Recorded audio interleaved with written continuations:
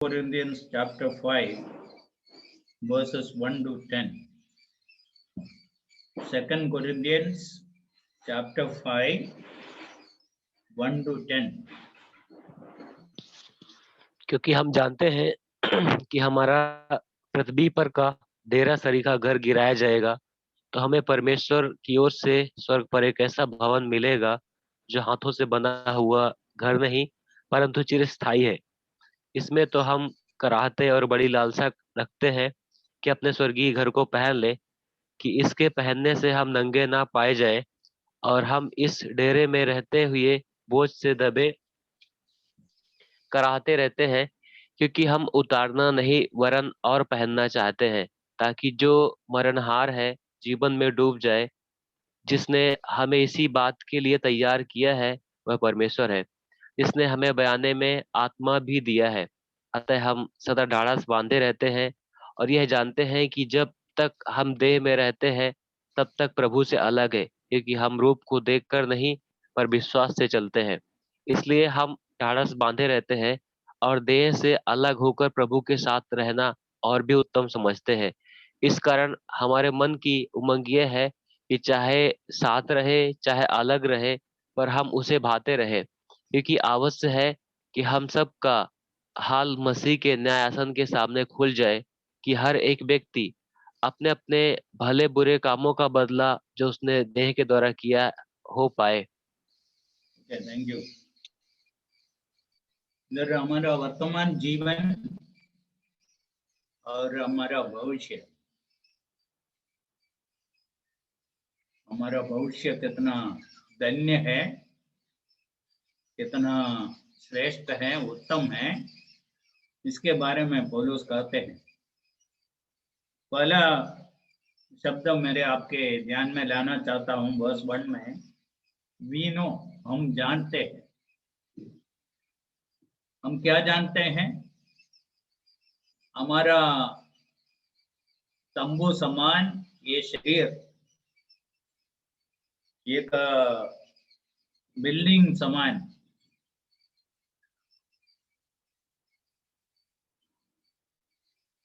एक मकान जैसा होता है, वैसा बदल जाएंगे,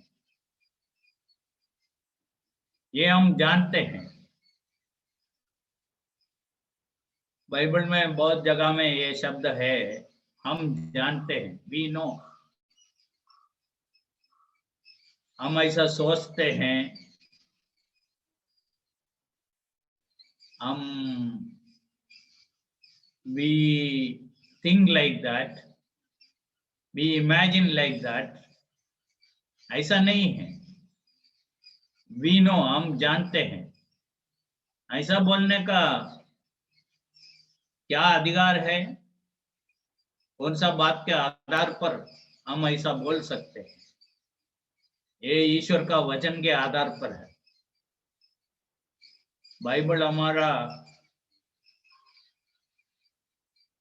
वर्तमान में जो अज्ञानता था उसको निकाल दिया, वो एक बात है। भविष्य के बारे में भी, इधर के बाद आगे जो बातें हैं इसके बारे में भी हमको ज्ञान दिया है। ये पुस्तक हमारा बहुत अज्ञानता को दूर किया है।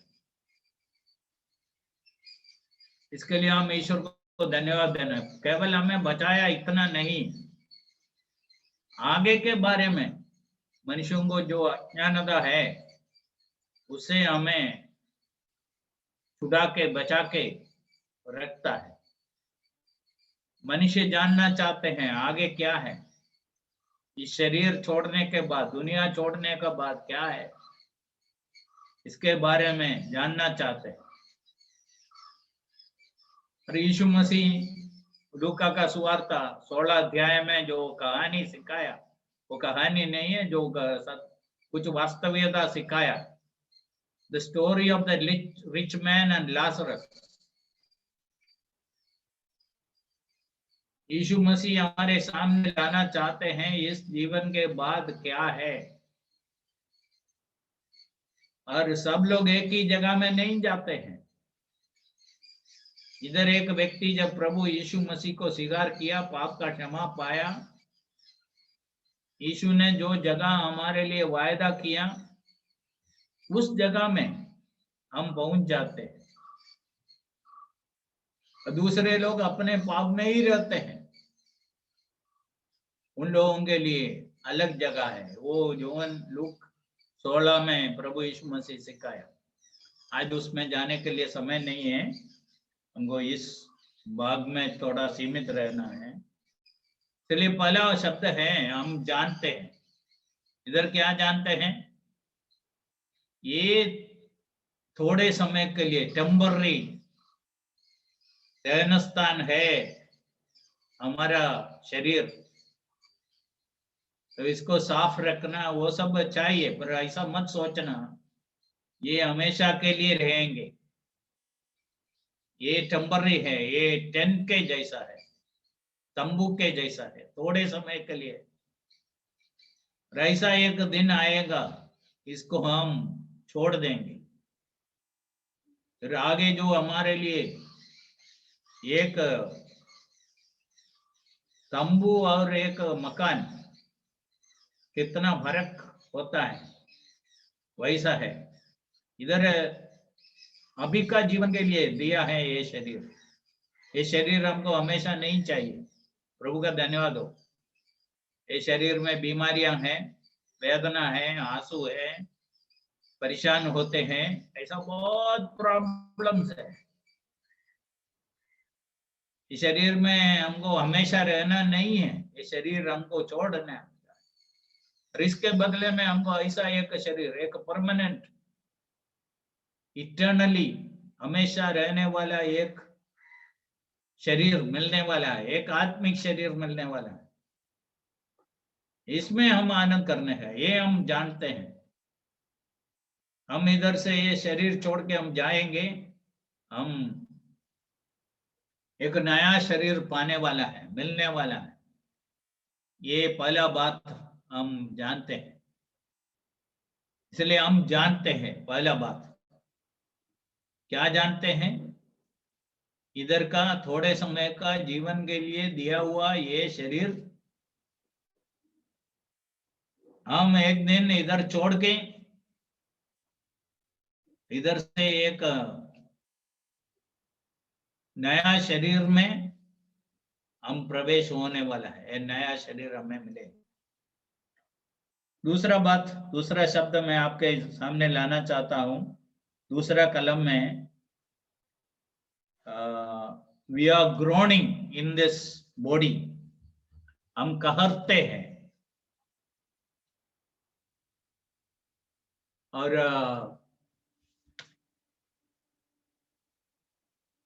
मलयालम में कहते हैं ഞരങ്ങുന്നു, कहरते हैं। लोग कब कहरते हैं? When people groan। और जीवन में कुछ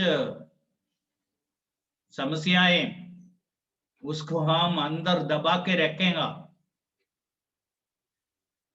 फिर कहरते हैं। और केवल मनुष्य नहीं है, बाकी प्राणियां भी ये करते हैं। उसके बारे में रोमियों का पत्री 8 में हम पढ़ते हैं, कहरना।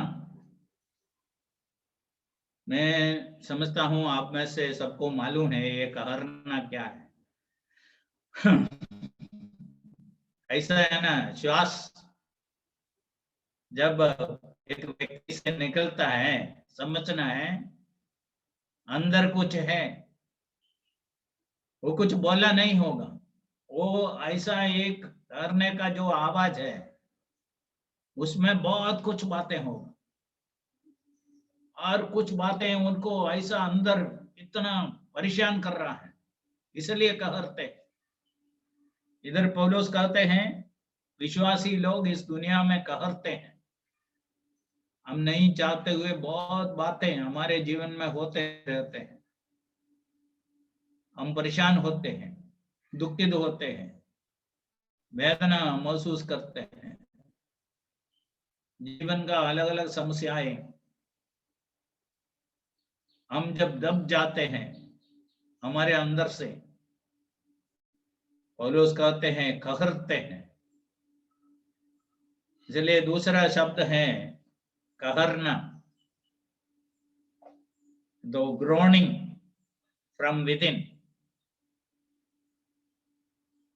एक विश्वासी का जीवन सब कुछ आनंद आनंद ऐसा नहीं है, कई वेदना, कई समस्या, कई परेशानियां हमको महसूस करना है इधर, इसके बारे में लिखा है। उसके साथ तीसरा शब्द मैं आपके सामने लाना चाहता हूं, earnestly desiring और greatly longing। क्या के लिए? was to be clothed with our habitation which is from heaven। जल्दी से इस शरीर छोड़ के उस आने वाला शरीर में, और वो शरीर पहनने के लिए।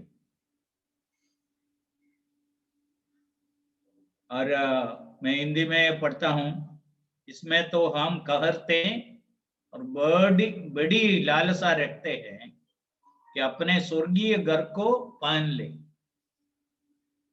स्वर्गीय घर मतलब हमें स्वर्ग में मिलाने वाला घर नहीं है, वो जरूर है, यूहन्ना 14 में यीशु मसीह वायदा किया है, उसके बारे में नहीं है वो, ये हमारे जो नया शरीर के बारे में, इस शरीर से शिफ्ट होके हमको उस स्वर्गीय शरीर मिलने वाले के बारे में। इसमें पौलुस क्या बोलते हैं? Greatly longing, earnestly desiring। Malayalam में वो शब्द है वांछिकिनु, और लालसा रखते हैं इधर से कब निकल के उसमें पहुंच जा सकता है, ऐसा है। ऐसा समझ लो हम एक छोटा घर में रहता था और प्रभु का कृपा से एक अच्छा घर मिल गया, और कुछ ना कुछ कारण से उसका पोसेशन मिलने का थोड़ा समय लेता है। उस समय इस सीमित स्थान से, जगह से,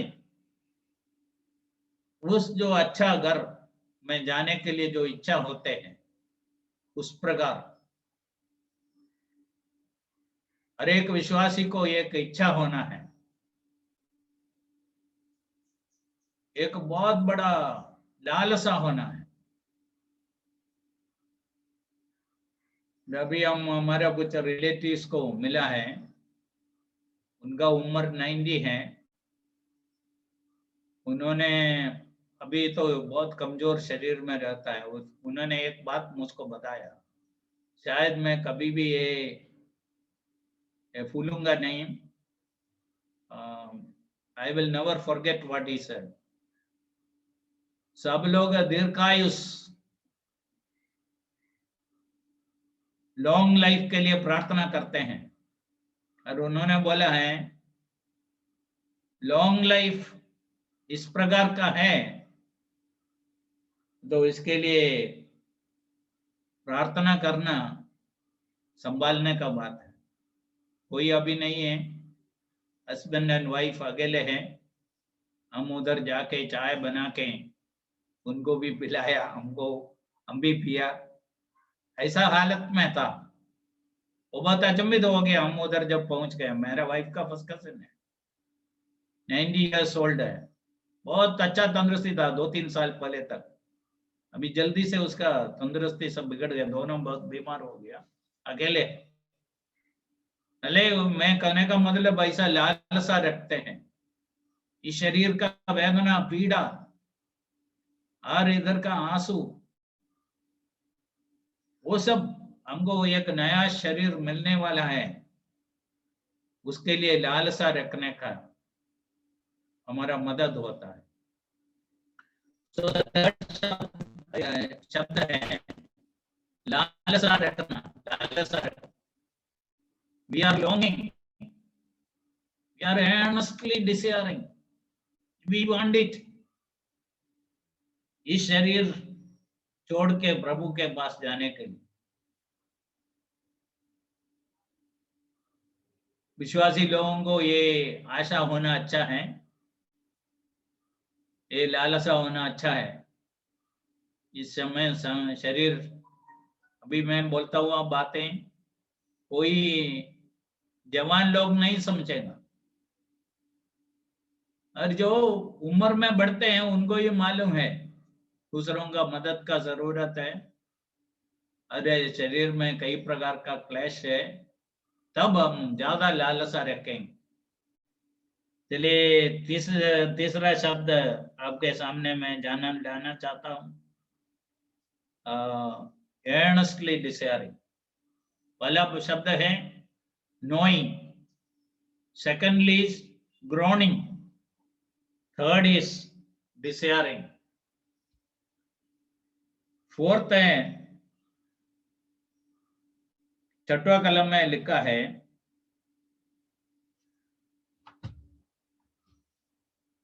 so we are always confident knowing that while we are at home in the body we are absent from the Lord। जब तक ये शरीर में है हम प्रभु से दूर है। वापस मलयालम में उधर जो शब्द है हम परदेशी है, हमारे देश से दूर है, परदेश में है। फिलिपियों का पत्र 3:20 इस अवसर पर याद करना अच्छा है। उधर लिखा है हमारा नागरिकता तो स्वर्ग में है। जो क्षण हम प्रभु यीशु मसीह को स्वीकार किया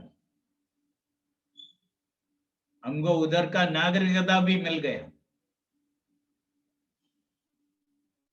हमारा नाम स्वर्ग में लिख लिया, हमें उधर का एक नागरिक बनाया।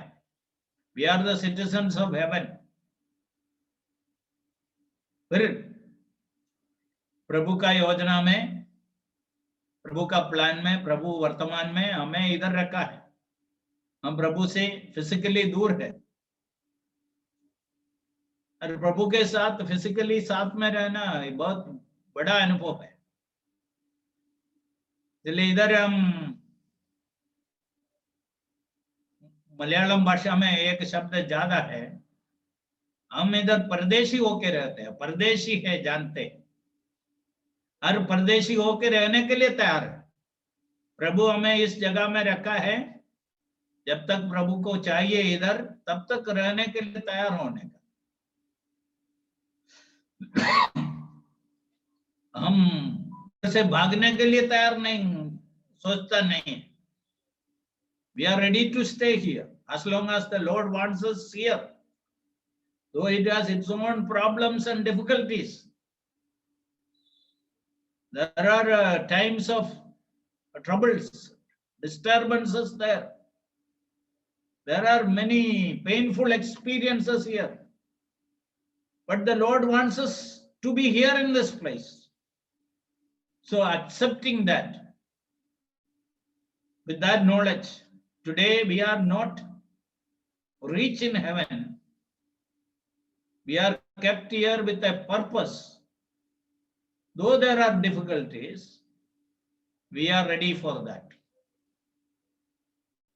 So knowingly accepting the will of God. Knowingly accepting the will of God. Ready to be separated and to be in this faraway place away from the Lord. प्रभु से दूर होकर रहने के लिए हम तैयार हैं। जब तक प्रभु हमें इस दुनिया में रखना चाहते हैं, शरीर में रखना चाहते हैं, वर्तमान का हालत में रखना चाहते हैं, हम तैयार हैं। We are ready for that. That is the fourth शब्द है। फिफ्थ, पांचवा शब्द है आठवां कलम में, आठवां कलम में लिखा है, therefore we make it our aim, whether present or absent, to be well pleasing to him.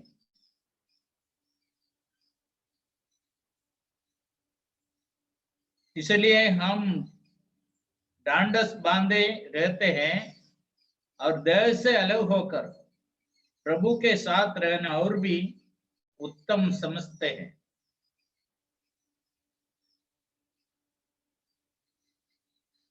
और be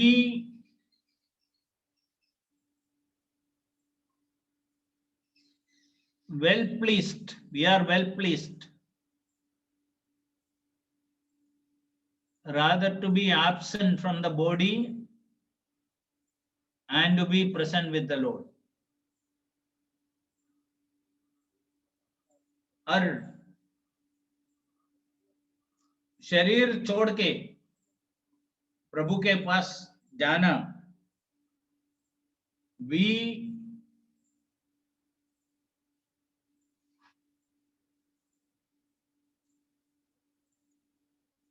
like it. ऐसे बहुत लोग है दुनिया छोड़ के जाना नहीं चाहते, और इधर समय को खींच के आगे बढ़ाना चाहते हैं। We should not be like that also. इसके पहले मैं जो बोला हुआ बातें हैं, प्रभु हमें जब तक इधर रखना चाहते हैं, हम प्रभु से दूर हैं, कई समस्या के बीच में हैं, प्रभु हमें इधर रखना चाहते हैं, हम तैयार हैं।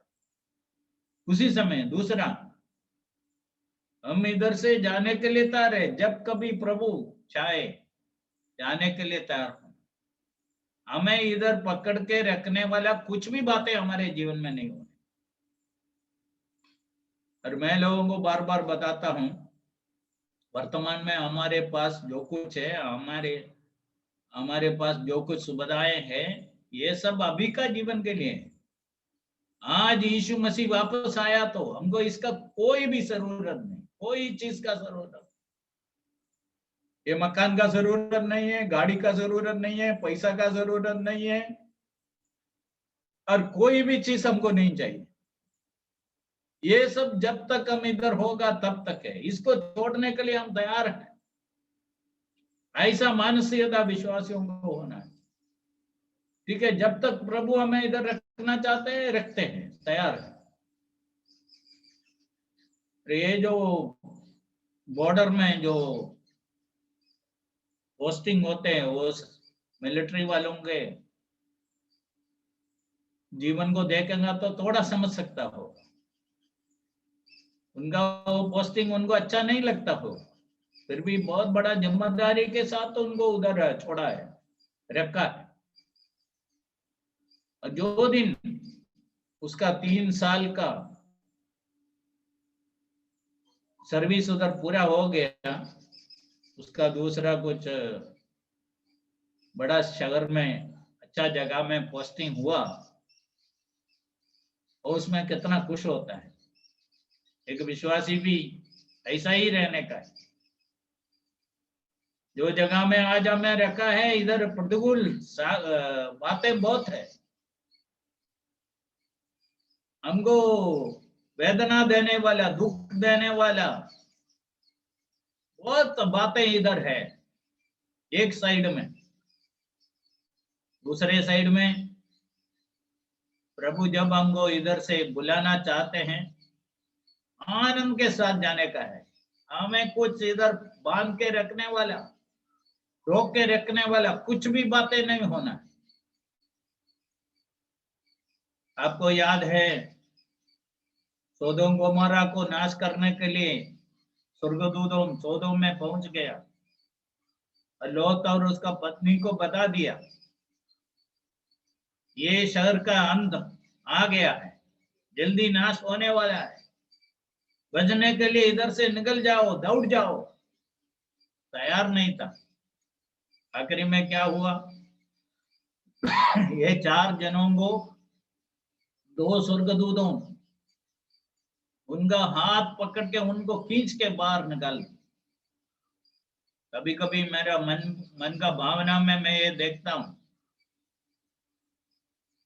और आगे 2 स्वर्गदूत, एक स्वर्गदूत लोत और उसका पत्नी को पकड़ा, उसके पीछे दूसरा एक स्वर्गदूत उसका 2 बेटियों को पकड़ा, पकड़ के खींच के लेके जा रहा है। और सौदोम में रह के ऐसा ही रहना चाहता था, इतना खराब उधर का माहौल था, फिर भी उधर ही रहना चाहता। इसलिए विश्वासी लोग ऐसा एक इच्छा के साथ दुनिया में रहना है। इधर जब तक हम हैं, हमको कुछ चीजों का जरूरत है, और जीवन में हम कुछ भी पा सकते हैं, और जब तक ये चीजें हमें ईश्वर से दूर नहीं रखता है, वो अच्छा है। यदि दुनिया का कोई भी चीज है, हमारा पैसा हो, हमारा नौकरी हो, हमारा घर हो, और दूसरा कोई भी बात है, हमें ईश्वर से दूर रखता है, वो एक विश्वासी के लिए अच्छा नहीं है। इसलिए 5वां बात है, हम यदि शरीर छोड़ के जाने का है, उसको हम ज्यादा पसंद करते हैं, और हमको ये we like it to be absent from the body and to be present with the Lord. verse 9 में हम ऐसा पढ़ते हैं, therefore we make it our aim, whether present or absent, to be well pleasing to him. इस कारण हमारे मन की उमंग ये है कि चाहे साथ रहें चाहे अलग रहें, पर हम उसे पाते रहें। We want to please him always, whether we are in the body or absent from the body. शरीर में रहें, शरीर छोड़ के जाए, ईश्वर को प्रसन्न करना है। अरे शरीर छोड़ के कैसा प्रसन्न करने का है? और शरीर छोड़ के हम प्रभु के पास जाते हैं। यदि प्रभु हमसे कहते हैं, तुम शरीर में रह के किया हुआ बहुत बातों में मैं प्रसन्न नहीं हूं, ऐसा सुनता है तो कितना दुख का बात है। ऐसा नहीं होने का। इसलिए हम शरीर में रह के हम जो करते हैं, वो प्रभु को प्रसन्न होने वाला बात होने, उससे प्रभु खुश होना है, ऐसा बातें करना है। क्योंकि हम इस शरीर में रहते हैं, दुनिया में रहते हैं, ऐसा बहुत बातें हो सकता है जो प्रभु को बिल्कुल पसंद नहीं होगा, उसे प्रभु दुखित होता है। ऐसा बातें हमारे जीवन में नहीं होने का। इसलिए छोटा जीवन काल है, इधर हम प्रभु को प्रसन्न करने वाला बातें करते हैं, प्रभु चाहते हुए बातें। और इधर जो शब्द यूज किया है, ये हमारा उमंग है, it is our aim.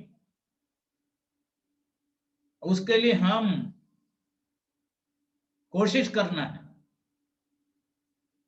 We have to make effort. This is my aim. और कभी कभी है ना, जो बच्चे उनका पढ़ाई में बहुत आगे आते हैं, और उन लोग अपने जीवन के बारे में बताते हैं, अरे हम उनका है ना मामूली परिस्थिति को देखेंगे तो उधर से उधर तक कहां पहुंचा, उसका एक रीजन है, he had an aim in his life. जीवन में उमंग था, मुझको इधर पहुंचने का है, उसके लिए तकलीफ उठाने के लिए तैयार हूं, नींद को छोड़ने के लिए तैयार हूं, और थोड़ा एक्स्ट्रा एफर्ट करने के लिए तैयार हूं। अभी इधर है ना केरला का एक छोटा सा गांव का, उनका घर देखेंगे तो आज भी कितना छोटा है, और उसके ऊपर एक एक टारपोलिन शीट डाला है, टारपोलिन भी नहीं है, प्लास्टिक शीट डाला है, बारिश के समय में पानी अंदर ना गिरने से रोकने के लिए। वो IIM कानपुर में लेक्चरर बन गया, IIM कानपुर। देखो कहां से कहां पहुंचता है लोग। एक ऐसा हुआ, he had a aim, मुझको इधर पहुंचने का है, उसके लिए दिन रात मेहनत किया, नींद को छोड़ा, अपना परिस्थिति से सहयोग होके, और मेरा परिस्थिति ऐसा है, क्या कर सकता है, ऐसा सोच के बैठा नहीं, मुझको उधर पहुंचने का है, पहुंचने के लिए जो करना है करना है। इधर पौलुस कहते हैं, this is my aim, this is my goal, I am making every effort to please him. ऐसा मैं बोला, ये दुनिया में हम रहते हैं, शरीर में रहते हैं, हम ऐसा बहुत बातें कर सकते हैं जो प्रभु को प्रसन्न नहीं होगा, प्रभु से खुश नहीं होता है। आखिरी बात, 10वां बात, इधर एक न्यायासन हमारे सामने है। 10वां कलम में हम ऐसा पढ़ते हैं, क्योंकि अवश्य है कि हम सब का हाल मसीह के न्यायासन के सामने खुल जाए, और एक व्यक्ति अपने अपने भले बुरे कामों के बदला जो उसने देह के द्वारा किया हो पाए। अभी इधर का जीवन कैसा था उसके बारे में एक दिन असेसमेंट होने वाला है, एक न्यायासन है। ये न्यायासन ओनली बिलीवर्स, केवल विश्वासियों के लिए। इनके बारे में हम काफी सबने सुना है, ये स्वर्ग में है, स्वर्ग में पहुंचने के बाद है। एक व्यक्ति स्वर्ग में रहना है, स्वर्ग के बाहर रहना, उसके बारे में निर्णय करने के लिए नहीं है, स्वर्ग में पहुंच गया उनके लिए। फिर ये क्या के लिए है? उद्धार पाने के बाद ये शरीर में रहकर क्या किया, इसके बारे में तपास हो जाएगा, दूसरे लोगों को मालूम पड़ेगा, अनगिनत लोग देखेंगे। हम आज वर्तमान में प्रभु के लिए जो तकलीफ उठाते हैं, जो समर्पण जीवन बिताते हैं, लोगों को पूरा समझ में नहीं आएगा हम कैसे दूसरों से अलग होके रहते हैं। बहुत बातों को हम ना बोलते हैं, बहुत बातें हम छोड़ के रहते हैं। इसका सब एक दिन प्रभु न्याय करने वाला है। इसलिए एक विश्वासी इस दुनिया में रहते समय में ये समझ के जीवन बिताते, उससे हम न्यायासन के बारे में हमको डर होना है, उसी समय हमको आनंद होना है। We should have both fear and also we should have the joy. God is going to examine me, examine my life. He is a faithful God. He is going to reward me there. He will appreciate me that day. That day the world will know, the others will know, other people will know what for I lived, how I lived, कैसा मैं जीवन बिताया, ये सब उधर प्रकट होने वाला। ये समझ के हम दुनिया में जीवन बिताते हैं, और इधर से हम चला गया, सब लोग एक ही जगह में एक we are going to live in the same level. No, it is not like that. Our present spiritual life, it will have eternal consequences. अनंत काल जब हम स्वर्ग में जाके रहते समय में हम कौन होगा, कैसा होगा, ये वर्तमान जीवन के आधार पर है। स्वर्ग में पहुंचने के लिए खाली प्रभु यीशु को स्वीकार करना, उधर हमारा इटर्निटी विल बी डिसाइडेड। यदि प्रभु यीशु को हम हमारे जीवन में तारनार तरीके स्वीकार किया, हम ईश्वर का एक बेटा बेटी बन गया, तो स्वर्ग हमारा हो गया। उस दिन से हम प्रभु के लिए जो समर्पित जीवन जिया है और उसका परिणाम एक दिन हम देखेंगे, प्रभु सबको दिखाएंगे। वो भी एक दो साल के लिए नहीं है, हमेशा के लिए। हम स्वर्ग में कौन बन के रहेंगे, ये वर्तमान जीवन के आधार पर है। ये समझ के हर एक विश्वासी जीवन जीना है। जैसा मैं बोला है, प्रभु को स्वीकार किया, हमारा पाप का क्षमा हो गया, स्वर्ग में हमको प्रवेश मिल गया, हम स्वर्ग का एक नागरिक बन गया। हम ईश्वर के राज्य में जब इस दुनिया छोड़ के जाएं, हम ईश्वर के राज्य में पहुंच जाएं, वो सब सत्य है। उसी समय, उस दिन से हम कितना समर्पण के साथ जीवन जिया, कितना प्रार्थना पूर्वक जीवन बिताया और प्रभु का भय में कितना रहा, प्रभु का वचन को कितना प्रेम किया, प्रभु का मंडली को कितना प्रेम किया, प्रभु के लिए कितना समय दिया, कितना पैसा दिया, ये सब दूसरे लोग बराबर नहीं जानता होगा, जानने का कोई जरूरत भी नहीं। उधर सब कुछ प्रकट होने वाला। ये समझ के एक एक विश्वासी जीने का, ये जीवन व्यर्थ नहीं है। हम जितना समर्पण के साथ जीवन बिताते हैं, ये व्यर्थ नहीं है। आज लोग उसके बारे में जाने ना जाने, एक दिन सबको दिखाएंगे, प्रभु उसके बारे में प्रकट करेंगे, प्रशंसा करेंगे। हम हमेशा प्रभु के उपस्थिति में जाके रहने वाला, कितना धन्य जीवन है। इसलिए पौलुस इधर कहते हैं, हम जानते हैं यदि ये प्रभु का वचन हमारे पास नहीं आया, इस वार्ता हमारे पास नहीं आया, इस उद्धारकर्ता को हमारे पास नहीं लेके आया, हम आज भी उस अज्ञानता में जीवन बिताता था।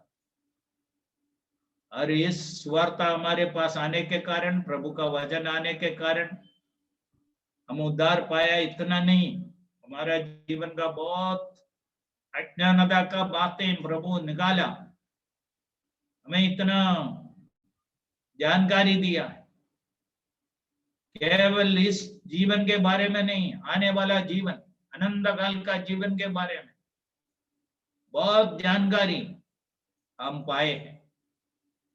चलिए हम इसका आनंद में रहें। दुनिया में कई प्रकार का समस्याएं हैं, जैसा हम देखा है, कभी कभी हमको करना पड़ते हैं, फिर भी हम समझते हैं एक दिन ये सारा समस्याएं, हमें दुख देने वाला, वेदना देने वाला, हमें परेशान करने वाला सारा बातें खत्म हो जाएंगी। हम ऐसा एक जगह में जाके रहेंगे और उधर हम प्रभु के उपस्थिति में पहुंच जाएंगे। जो देश के लिए हमें चुना है, जो देश के लिए हमें ईश्वर तैयार किया है, उस देश में हम पहुंच जाएंगे। इतना नहीं, ऐसा हम पहला कलम में पढ़ा है, ये शरीर भी बदल जाएंगे, उनको एक नया शरीर मिलने वाला, हमारा शरीर का उद्धार होने वाला है। जो क्षण हम प्रभु को स्वीकार किया, हमारा आत्मा का उद्धार हो गया। वर्तमान में हमारा प्राण का उद्धार हो रहा है, एक दिन हमारा शरीर का भी उद्धार हो। ये सब जानकारी हमको प्रभु का वचन के द्वारा मिला, इसलिए हम विश्वासी लोग बोल सकते हैं, हम जानते हैं। चलिए बोलो इधर इस भाग में हम जानते हुए कई बातें हमारे साथ डिस्कस किया है। चलिए ये जो प्रभु का वचन का जानकारी हमें इतना जीवन का समस्या के बीच में हमें आनंद देते हैं, आशा देते हैं, हमें आगे जाने के लिए बल देता है, प्रोत्साहन देता है। चलिए वर्तमान जीवन में, वर्तमान परिस्थिति में ये प्रभु का वचन हमको बहुत ज्यादा तसल्ली दे और आश्वासन दे, ये मेरा प्रार्थना है। प्रभु का आशीष प्रभु का वचन के ऊपर रहे, प्रभु का नाम का महिमा हो।